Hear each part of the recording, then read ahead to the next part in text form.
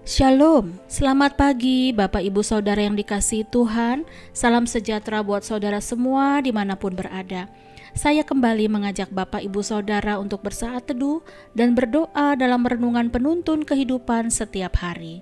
Kiranya damai sejahtera dan sukacita oleh Roh Kudus senantiasa melimpah dalam hati dan kehidupan kita semua.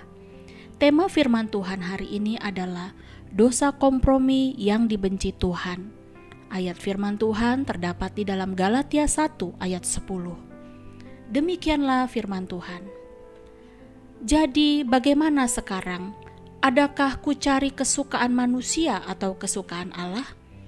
Adakah ku coba berkenan kepada manusia?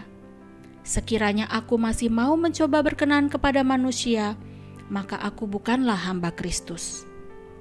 Saudaraku yang dikasihi Tuhan Yesus, pernahkah saudara diperhadapkan kepada suatu keputusan yang harus saudara pilih?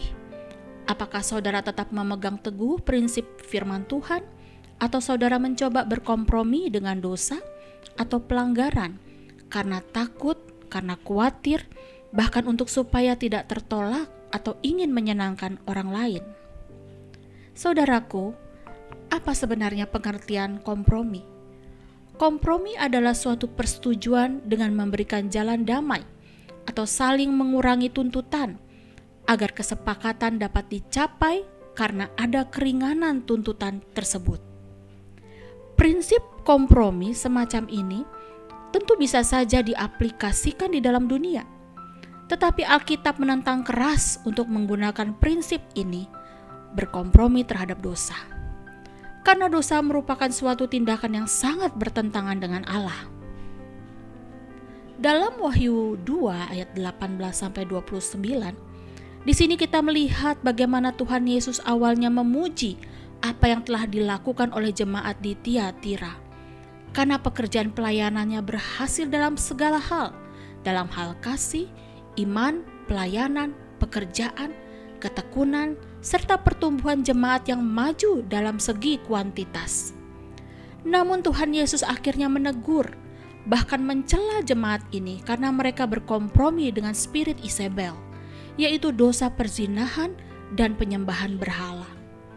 Sehingga sebenarnya telah terjadi kemerosotan secara rohani dalam jemaat tersebut.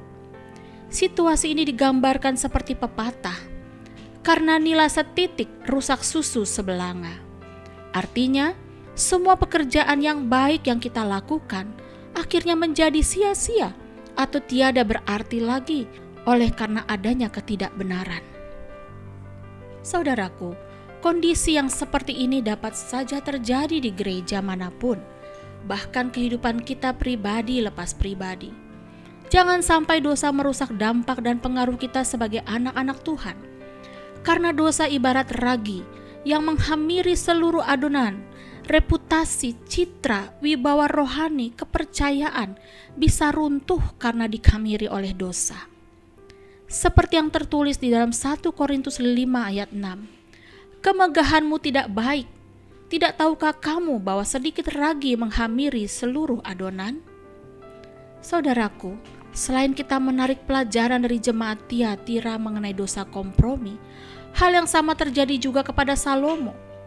Raja Salomo putra Raja Daud dikatakan dalam firman Tuhan 1 Raja-Raja 10 ayat 6 dan 7 bahwa Salomo menjadi terkenal karena hikmatnya dan kemakmurannya. Bahkan di 1 Raja-Raja pasal 6 Salomo telah dipilih Tuhan untuk membangun bait suci Allah. Namun akhirnya di masa tuanya Salomo jatuh ke dalam dosa penyembahan berhala. Mengapa begitu, saudara? Sebab dia berkompromi dengan mencintai banyak perempuan asing yang tidak menyembah Tuhan. Dan istri-istrinya ini telah mencondongkan hatinya kepada allah-allah lain dan tidak lagi sepenuh hati berpaut kepada Tuhan. Saudaraku, Yakobus 4 ayat 4 berkata, "Hai kamu orang-orang yang tidak setia, tidakkah kamu tahu bahwa persahabatan dengan dunia adalah permusuhan dengan Allah?